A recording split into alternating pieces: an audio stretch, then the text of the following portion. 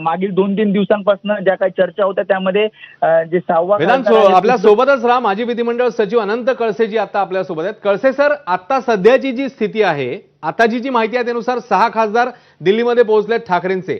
आत्ताचं 9चं गणित आणि आपण आम्हाला सोप्या शब्दात समजावून सांगा आपल्या प्रेक्षकांना, सध्या नेमकं काय काय परमिटेशन कॉम्बिनेशन आहेत, काय काय समीकरणं समोर येऊ शकतात? कळसे सर, यामध्ये एक स्पष्ट आहे की 10व्या अनुसूचीप्रमाणे ज्याला आपण पक्षांतर विरोधी कायदा म्हणतो, त्यामध्ये 2/3 पक्ष सदस्य असलेला गट किंवा पक्ष स्थापन झाला असला पाहिजे. 2/3 म्हणजे संसदीय पक्षामध्ये फूट पडली पाहिजे आणि संघटनात्मक पक्षामध्ये सुद्धा फूट पडली पाहिजे. आणि जो गट स्थापन होईल त्याचे 2/3 सदस्य, 9 खासदार आहे तर किमान 6 पाहिजे आणि 7 असले तर उत्तम. या 7 किंवा 6 खासदाराचा जर गट स्थापन झाला आणि त्याचं तसं पत्र माननीय अध्यक्ष लोकसभा यांना रितसर दिलं गेलं तर माननीय अध्यक्ष खात्री करून घेतील की याच्यामध्ये हा गट खरोखरच स्थापन झाला का आणि याच्यामध्ये फूट पडली का. आणि ह्या गटाला मात्र मान्यता मिळाल्यानंतर कुठल्या तरी पक्षामध्ये मर्ज व्हावं लागतं, कारण पॅरा 4 मध्ये ही मॅन्डेटरी कंडिशन आहे की त्याला विलीन व्हावं लागतं कोणत्याही पक्षामध्ये. जसं आपण आता पश्चिम बंगालमध्ये बघितलं की तृणमूल काँग्रेस हा एका त्रिपुराच्या छोट्या पक्षामध्ये विलीन झालाय. म्हणजे ती प्रक्रिया पूर्ण झालेली आहे. विलीनीकरणानंतर ही प्रक्रिया पूर्ण होईल आणि एवढं त्या याच्यामध्ये मॅन्डेटरी आहे 10व्या अनुसूचीमध्ये पॅरा 4 मध्ये ही कंडिशन त्याच्यात दिलेली आहे. तर हे विलीनीकरणाची प्रक्रिया पूर्ण झाल्यानंतर आणि त्यांना मान्यता मिळाल्यानंतर मात्र हे संपूर्ण प्रक्रिया पूर्ण होईल.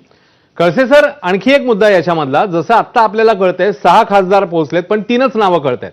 तर मला हेच विचारायचं आहे की हे 6 खासदार प्रत्यक्ष उपस्थित असणं, ते निवेदन देताना, ते पत्र देताना हे गरजेचं आहे?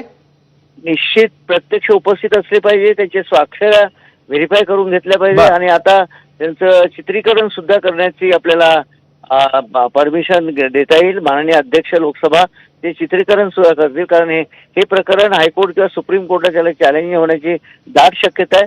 त्यामुळे हे चित्रीकरण फार महत्वाचं आहे आणि माननीय अध्यक्षांचा रोल यामध्ये अत्यंत क्रुशियल रोल असतो आणि सर्वोच्च न्यायालयामध्ये या संपूर्ण प्रकरणाची छाननी होण्याची सुद्धा शक्यता आहे.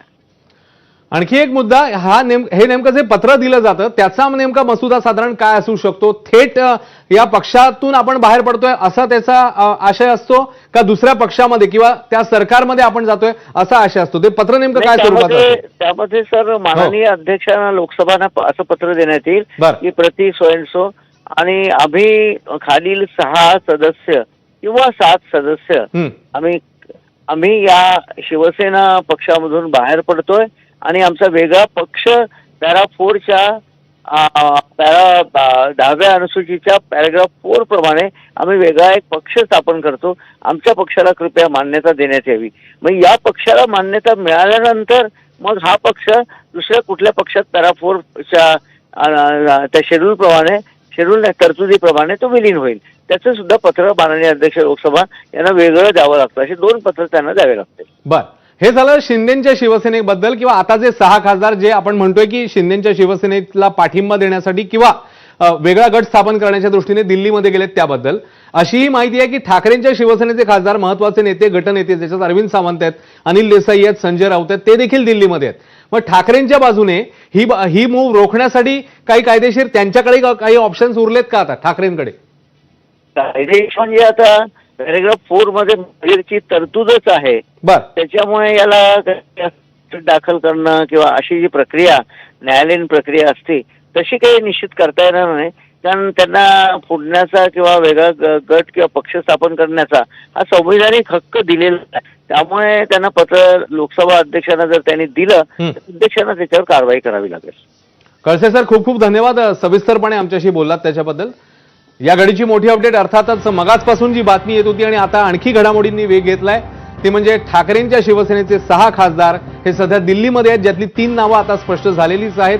उरलेले 3 खासदार कोण आहेत कदाचित पुढच्या काही तासामध्ये स्पष्टता येऊ शकेल. आणि त्याचसोबत आणखी महत्वाची बातमी म्हणजे काही वेळापूर्वीच नंदनवनवर बैठक घेणारे एकनाथ शिंदे हे देखील आता दिल्लीला पोहोचले. त्यामुळे एकनाथ शिंदे दिल्लीला पोहोचणं, ठाकरेंचे काही खासदार दिल्लीमध्ये असणं आणि त्यातच प्रतापराव जाधव ओम बिर्लांच्या भेटीला जाणं, ह्या सगळ्या घडामोडींचा घटनाक्रम जर पाहिला तर राज्याच्या राजकारणात पुन्हा एकदा भूकंप येणार का अशी चर्चा सुरू आहे.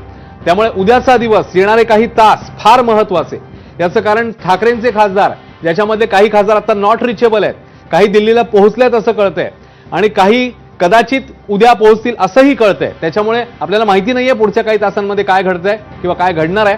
मात्र सध्याची जी माहिती आहे त्यानुसार काही खासदार हे दिल्लीला पोहोचलेत, एकनाथ शिंदे दिल्लीला रवाना झाले आहेत. त्यामुळे राजकीय वर्तुळात घडामोडींना वेग आलाय. या बातमीची प्रत्येक अपडेट तुमच्यापर्यंत पोहोचवत राहू. तुर्तास एक छोटासा ब्रेक, लगेच परत येतोय. पाहत राहा एबीपी माझा.